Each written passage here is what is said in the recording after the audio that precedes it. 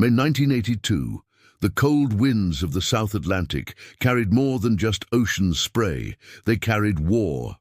The Falklands, a group of remote islands in the South Atlantic, had become the flashpoint of one of the most unlikely naval conflicts of the 20th century. Britain, the mighty naval power, sent its warships thousands of miles south to reclaim the islands from Argentina.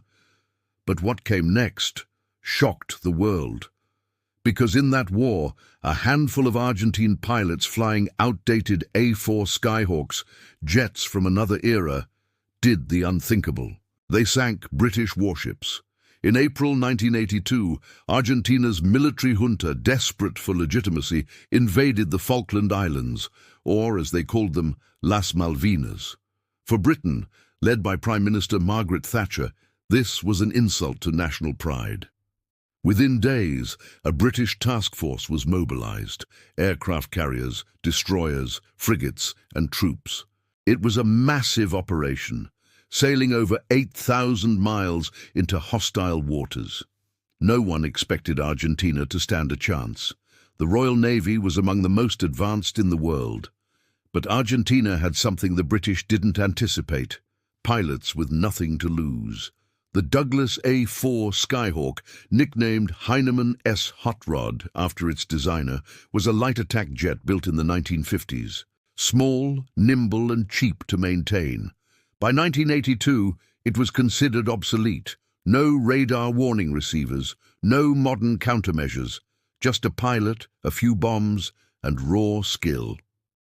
Argentina's Air Force and Navy pilots trained relentlessly to fly these aircraft at extreme low altitudes, sometimes only a few meters above the ocean, to avoid British radar. Their mission: to get close enough to drop iron bombs on British ships and make it out alive. In early May, the British task force arrived near the Falklands. 2 aircraft carriers, HMS Hermes and HMS Invincible, launched Sea Harriers for air defense. But the British fleet was vulnerable. They lacked airborne early warning systems, and the vast ocean left radar blind spots. The Argentines knew this, and they were waiting. On May 1st, the first major air attacks began, but the real shock came a few days later. May 4th, 1982.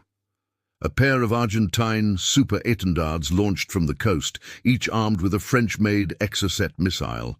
Their target, the British destroyer HMS Sheffield. The missiles flew just above the waves, invisible to radar until it was too late. One struck Sheffield amidships. Within minutes, fire spread through the vessel. 20 sailors died, and the ship sank days later.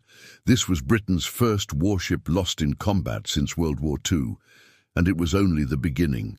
While the Exocet missile got the headlines, the true underdogs of the war were the A-4 Skyhawk pilots. On May 21st, the British landed at San Carlos Bay, Operation Sutton. Argentine pilots saw an opportunity. Flying just above the waves, sometimes so low their wingtips cut through sea spray, A-4s charged directly into British defences. Anti-aircraft fire and Sea Harriers filled the skies. Still, they pressed on. HMS Ardent was hit by 3 500-pound bombs. The ship burned and sank. Moments later, HMS Antelope was struck. The bomb didn't explode immediately, but as the British tried to defuse it, it detonated. The ship broke apart. Another Skyhawk squadron hit HMS Coventry. 2 bombs tore through the destroyer.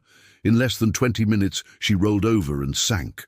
Against all odds, with outdated jets, limited fuel, and little navigation, the Argentine pilots were striking back with deadly precision.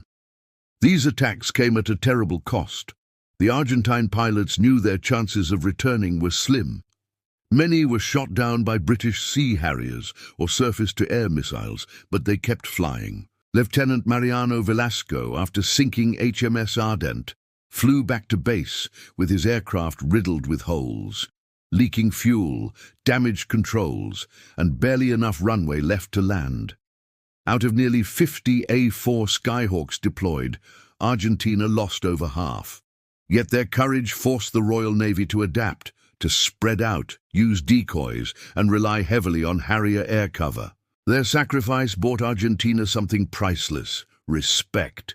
By mid-June, the war was over. The British retook the Falklands. Argentina's junta fell months later. But history remembers the bravery on both sides. The British sailors who held their posts, and the Argentine pilots, flying relics of another era, who turned the skies into fire.